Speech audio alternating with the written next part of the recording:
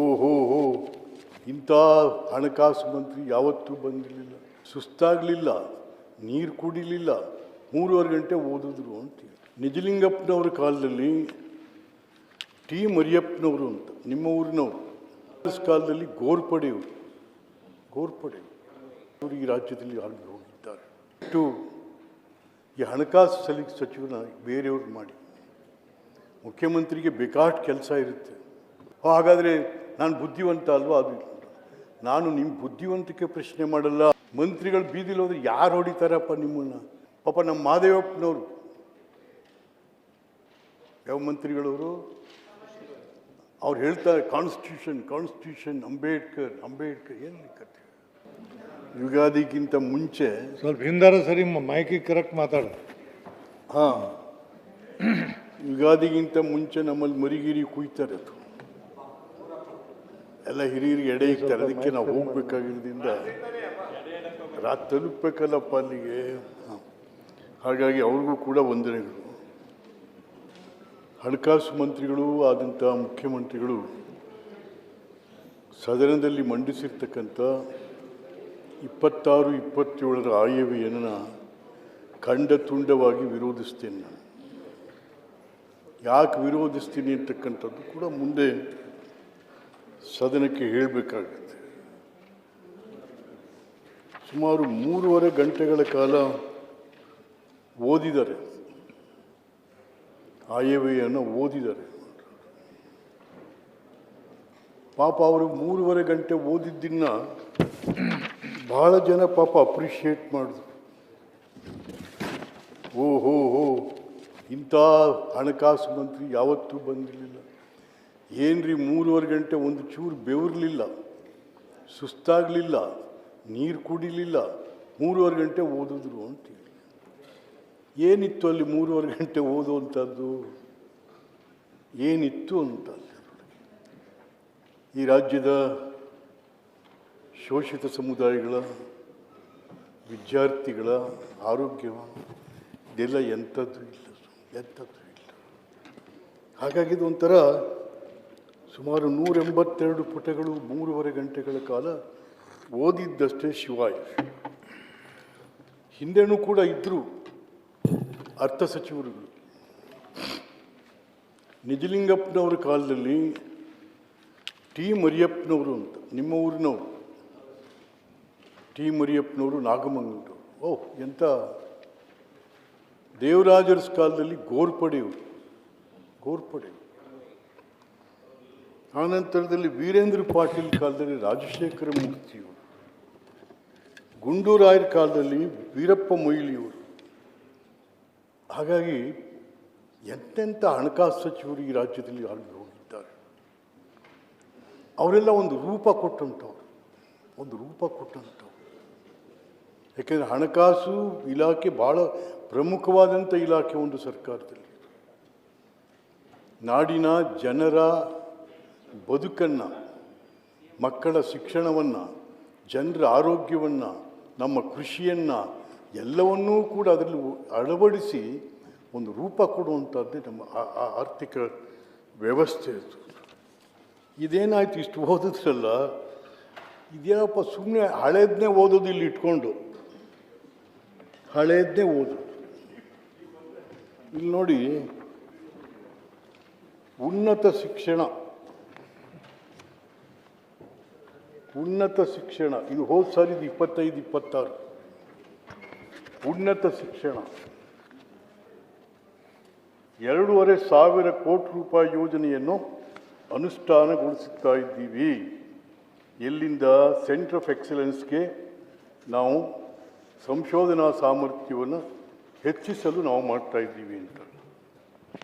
ಇದೇ ವಿಚಾರನ ಮತ್ತೆ ಈ ವರ್ಷವೂ ಕೂಡ ಹೇಳಿದ್ದೀರ ನೀವು. ಈ ವರ್ಷವೂ ಕೂಡ ಹೇಳಿದ್ದೀರ. ಏನು ಹೇಳಿದಿರ ಅದರಲ್ಲಿ? ADBಯಲ್ಲಿ, ಅಲ್ಲಿ ವರ್ಲ್ಡ್ ಬ್ಯಾಂಕ್ ಅಂತ ಅಂದರೆ ಇಲ್ಲಿ ADBಯಲ್ಲಿ ತೊಗೋತಾ ಇದ್ವಿ. ಯಾವ್ದು ಸತ್ಯ? ಹಾಗಾದರೆ ಮುಂದಿನ ವರ್ಷ ಯಾವುದಾದ್ರು DCC ಬ್ಯಾಂಕಲ್ಲಿ ತೊಗೋತೀರಾ 2,500 ಕೋಟಿ? No. Why this repeat the financial bill? So ಹಾಗಾಗಿ ಇವೆಲ್ಲವನ್ನು ಕೂಡ ಪ್ರಶ್ನೆ ಮಾಡಬೇಕಾಗುತ್ತೆ. ಸುಮ್ಮನೆ ಓದೋದಲ್ಲ ಇದು. ಹಾಂ, 300 ಚಿಲ್ಲರೆ ಪುಟನ ಇಟ್ಕೊಂಡು 3.5 ಗಂಟೆ ಓದಿದ್ರೆ ಏನಾಯ್ತು ಅದರಿಂದ? ಹಾಗಾಗಿ ಮತ್ತೆ ಭಾಳ ಪ್ರಮುಖವಾಗಿ ಹಣಕಾಸು ಮಂತ್ರಿಗಳು ಅವರ ಆದ್ಯತೆ ಏನು? ದುಂದು ವೆಚ್ಚವನ್ನು ಕಡಿಮೆ ಮಾಡಬೇಕು, ಅನಾವಶ್ಯಕವಾಗಿ ಖರ್ಚಾಗೋದನ್ನು ಕಡಿಮೆ ಮಾಡಬೇಕು. ಅದೇ ಭಾಳ foremost for a finance minister. ಇಲ್ಲೇನಾಗಿದೆ, ಇಲ್ಲಿ ದುಂದು ವೆಚ್ಚ ನಾಗಾಲೋಟದಲ್ಲಿ ಓಡ್ತಾ ಇದೆ. ದುಂದು ವೆಚ್ಚ ನಾಗಾಲೋಟದಲ್ಲಿ ಓಡ್ತಾ ಇದೆ. ತೆರಿಗೆದಾರನ ದುಡಿಮೆಗೆ ಅವನ ಕಟ್ಟುವಂಥದಕ್ಕೆ ಯಾವ ಗೌರವನೂ ಇಲ್ಲ. ಯಾವುದಿದು? ಈ ನಾಡಿನ ರೈತರು, ಜನರು, ಅವರ ಬೆವರಿನ ಶ್ರಮದ ದುಡಿಮೆಯ ಫಲವೇ ಕರ್ನಾಟಕದ ಖಜಾನೆ. ಅದೇ ನಿಮ್ಮ ಬಡ್ಜೆಟ್. ಇದಕ್ಕೆ ಯಾವ ಗೌರವ ಇದೆ ನಿಮಗೆ ಇದರಲ್ಲಿ? ದುಂದು ವೆಚ್ಚ. ಮತ್ತು ಒಂದು ಈ ಸಂದರ್ಭದಲ್ಲಿ ಮುಖ್ಯಮಂತ್ರಿಗಳು ಕೂಡ ಇದ್ದಾರೆ. ನಾನು ಕೂಡ ಇವರು ಕುಮಾರಸ್ವಾಮಿಯವರು ಮುಖ್ಯಮಂತ್ರಿ ಇದ್ದಾಗಲೂ ಕೂಡ on the floor of the house ಹೇಳಿದೆ ನಾನು, ಮುಖ್ಯಮಂತ್ರಿಗಳೇ ದಯವಿಟ್ಟು ಈ ಹಣಕಾಸು ಸಚಿವನ ಬೇರೆಯವ್ರು ಮಾಡಿ. ಮುಖ್ಯಮಂತ್ರಿಗೆ ಬೇಕಾಷ್ಟು ಕೆಲಸ ಇರುತ್ತೆ. ಹಾಗಾದರೆ ಇದನ್ನು ವಹಿಸ್ಕೊಂಡು ಮಾಡುವಂಥ MLAಗಳು ಯಾರೂ ಇಲ್ವೇ ಆ ಪಾರ್ಟಿಗಳಲ್ಲಿ? ಹಾಗಾದರೆ ನಾನು ಬುದ್ಧಿವಂತ ಅಲ್ವಾ? ಅದು ನಾನು ನಿಮ್ಮ ಬುದ್ಧಿವಂತಿಕೆ ಪ್ರಶ್ನೆ ಮಾಡಲ್ಲ. ನೀವು ಬುದ್ಧಿವಂತರಿದ್ದೀರಿ, ನಿಮಗೆಲ್ಲ ಥರನೂ ಇದೆ. But where is the time? Where is the time? Time is very important to listen. ನೀವು ಟೈಮೇ ಕೊಡಲಿಲ್ಲ ಅಂತಂದ್ರೆ ಮತ್ತೆಂಥದಕ್ಕೆ? ಹಾಗಾಗಿ ಇವತ್ತು ಕೂಡ ಹೇಳ್ತೀನಿ ಅದನ್ನು, ದಯಮಾಡಿ ರಾಜ್ಯಕ್ಕೆ ಒಬ್ಬ ಎಕ್ಸ್ಕ್ಲೂಸಿವ್ ಫಿನಾನ್ಸ್ ಮಿನಿಸ್ಟ್ರಿಟಾಗಿ ಏನಾಗುತ್ತೆ ಅಂತಂದರೆ, ಹಿಂದೆ ಇತ್ತು ಫೈನಾನ್ಸ್ ಮಿನಿಸ್ಟ್ರು ರಾತ್ರಿ 7 ಗಂಟೆ ಕೂತ್ಕೊಳ್ಳೋರು. ರಾತ್ರಿ 7 ಗಂಟೆಗೆ ಫಿನಾನ್ಸ್ ಕಮಿಷನರ್, ಸೆಕ್ರೆಟರಿ ಎಲ್ಲ ಬರೋರು. ಎಸ್, ಇವತ್ತಿಂದ ಏನಪ್ಪ ಸಮಯ, ಎಷ್ಟು ಕಲೆಕ್ಷನ್ ಆಯಿತು, ಇವತ್ತು ಟ್ಯಾಕ್ಸ್ ಕಲೆಕ್ಷನ್ ಎಷ್ಟಾಯಿತು, ಏನಾಯಿತು, ಅವೆಲ್ಲ ಚರ್ಚೆ ಆಗ್ತಾಯಿತ್ತು, ಲೆಕ್ಕ ತಗೋತಾಯಿದ್ರು.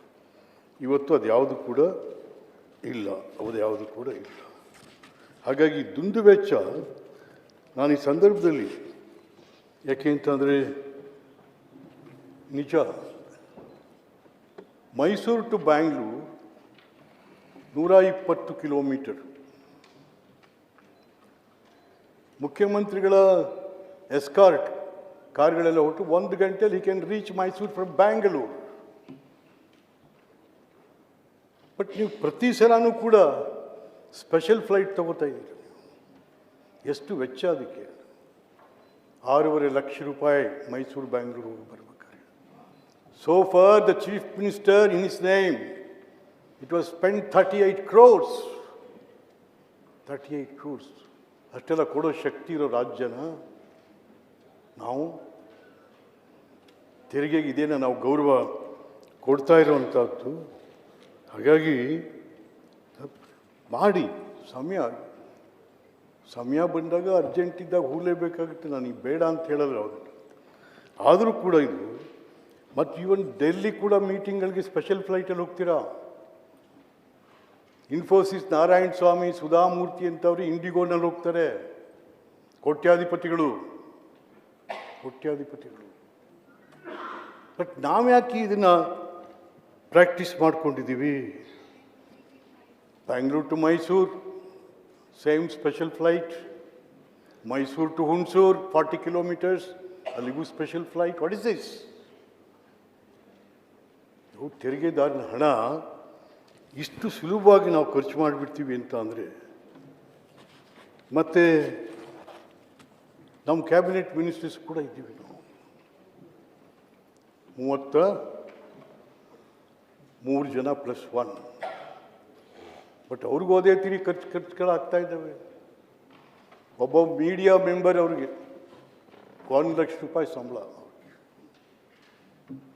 ಮತ್ತು CM ಆಫೀಸಲ್ಲೂ ಕೂಡ, CM ಪ್ರೆಸ್ ಸೆಕ್ರೆಟರಿನೂ ಕೂಡ ಇಸ್ ಎ ಕ್ಯಾಬಿನೆಟ್ ರ್ಯಾಂಕ್. 149 ಜನ ಕ್ಯಾಬಿನೆಟ್ ರ್ಯಾಂಕ್ನವರಿದ್ದಾರೆ. What is the expenditure for them? ಹಾಂ, ಹೇಗೆ ಇದೆಲ್ಲ ಕೂಡ 149 ಜನ ಕ್ಯಾಬಿನೆಟ್ ರ್ಯಾಂಕ್ನವರು ಅಂದರೆ ಎಷ್ಟು ನಿಮಗೆ 80,000 ರೂಪಾಯಿ ಮನೆ ಬಾಡಿಗೆಯವ್ರಿಗೆ, 50,000 ರೂಪಾಯಿ ಸಂಬಳ, 3,000 ರೂಪಾಯಿ ಆತಿಥ್ಯ ಖರ್ಚು, ಇನ್ನು ಅವ್ರ PS, PA, gunman, this thing that thing. No, this is not fair in the part of the government. ಹಾಂ, ಆಮೇಲೆ ಎಸ್ಕಾರ್ಟ್ಗಳು, ಮತ್ತು ಈಗ ಬೇರೆ ಎಲ್ಲರಿಗೂ ಝೆಡ್ ಕ್ಯಾಟಗರಿ ಕೆಲವರಿಗೆ. ಯಾರು ಹೊಡಿತಾರೆ? ನಮ್ಮ ಸಿದ್ದರಾಮಯ್ಯನವ್ರು ಬೀದಿಲಿ ಹೋದ್ರೆ ಯಾರು ಹೊಡಿತಾರೆ ಅವ್ರನ್ನ? ಮಂತ್ರಿಗಳು ಬೀದಿಲಿ ಹೋದ್ರೆ ಯಾರು ಹೊಡಿತಾರಪ್ಪ ನಿಮ್ಮನ್ನು? ಏನ್ರಿ ಸಾಹೇಬ್ರೆ, ನೀವೇ ನಿಂತ್ಕೊಂಡು ಹೊಡೀರಿ ಅಂದರೆ ಯಾರು ಹೊಡಿಯಲ್ಲ ನಿಮ್ಮನ್ನು. ಯಾರು ಹೊಡಿತಾರೆ ನಿಮ್ಮನ್ನು? ಬೇಕು ಎಸ್ಕಾರ್ಟ್ ಇವೆಲ್ಲ ನಾವು ನಿಜ ಬೇಕು. ಹೌದು, the life of a chief minister and the cabinet ministers is very important to the state. But ಎಲ್ಲಿದೆ ಆ ಥರ? ಯಾರು ಹೊಡೆಯುವಂಥ ಪಾಪದ ಕೆಲಸ ನಮ್ಮ ಮುಖ್ಯಮಂತ್ರಿ ಆಗಲಿ ಮಂತ್ರಿಗಳಾಗಲಿ ಮಾಡಿಲ್ಲ. ಅದನ್ನು ಅದಕ್ಕೆ ಯಾಕೆ ಹೆದರಿಕೆ ನಿಮ್ಗೆ? ಇಷ್ಟೊಂದು ಎಸ್ಕಾರ್ಟು, ಝೆಡ್ ಕ್ಯಾಟಗರಿ. ಅಯ್ಯೋ ಅಯ್ಯೋ ಅಯ್ಯೋ ರಾಮ ರಾಮ. ನಾನು 149 ಜನ ರ್ಯಾಂಕ್. ಯಾಕೆಂದರೆ ದಿಸ್ ಈಸ್ ಅನ್ಕಾನ್ಸ್ಟಿಟ್ಯೂಷನಲ್. ಹಿಂದೆ ಏನಾಗಿತ್ತು, ಬಿಹಾರದಲ್ಲಿ 120 ಜನ ಮಂತ್ರಿಗಳು, ಕರ್ನಾಟಕದಲ್ಲಿ 67 ಜನ ಮಂತ್ರಿಗಳು. ಆವಾಗ ಏನಾಯಿತು, ಗಲಾಟೆಗಳಾಗಿ ಕಾನ್ಸ್ಟಿಟ್ಯೂಷನ್ಗೆ ಅಮೆಂಡ್ಮೆಂಟ್ ತಂದರು. 15%ಗೆ ಮೀರಬಾರ್ದು. ಆ ಸದನದ ಒಟ್ಟು ಸದಸ್ಯರ ಶಾಸಕರಲ್ಲಿ 15% ಮಾತ್ರ ಮಂತ್ರಿಗಳಾಗ್ಬೋದು, ಅದು ಮೀರಬಾರ್ದು ಅಂತ ಬಂದರು. ಬಟ್ ಈಗ ಏನಾಗಿದೆ ನಿಮಗೆ? Karnataka government is violating the constitution. ಪಾಪ ನಮ್ಮ ಮಹದೇವಪ್ಪನವರು, ಯಾವ ಮಂತ್ರಿಗಳವರು, ಅವ್ರು ಹೇಳ್ತಾರೆ ಕಾನ್ಸ್ಟಿಟ್ಯೂಷನ್ ಕಾನ್ಸ್ಟಿಟ್ಯೂಷನ್, ಅಂಬೇಡ್ಕರ್ ಅಂಬೇಡ್ಕರ್. ಏನು ಕತೆ? Every day we are violating the constitution. The very government, not the layman. ಆಯ್ತಾ? ಸಭಾಪತಿಗಳೇ, ಅಲ್ಲ ಇದೊಂದು ನಮ್ಮ ಹೊಸದ ಇಲ್ಲ ನಿಮ್ಮ ಬಿಜೆಪಿ ಸರ್ಕಾರದಲ್ಲಿ ಚೇರ್ಮನ್ಗಳು ಕ್ಯಾಬಿನೆಟ್ ಕೊಟ್ಟಿದ್ದಾರೆ. ಅಲ್ಲ ಒಂದ್ ನಿಮಿಷ I am not yielding sir, ನಾ ಒಂದ್ ನಿಮಿಷ sir.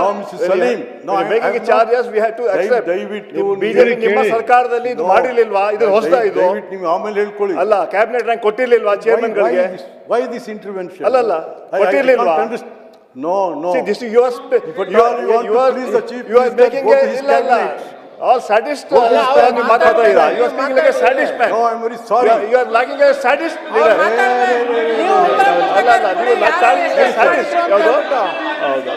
Allah. It should be a healthy discussion. It's a sadist state ಇರಬಾರ್ದು ನೀವು. ಯಾವುದು?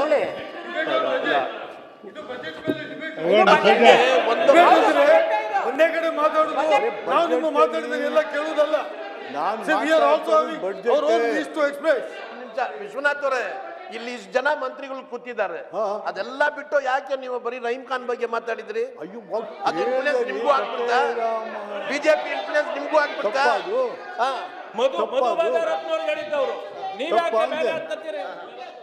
ನೀವ್ಯಾಕೆ ಮೇಲೆ ಯಾಕೆ ಕಳ್ತೀರಿ?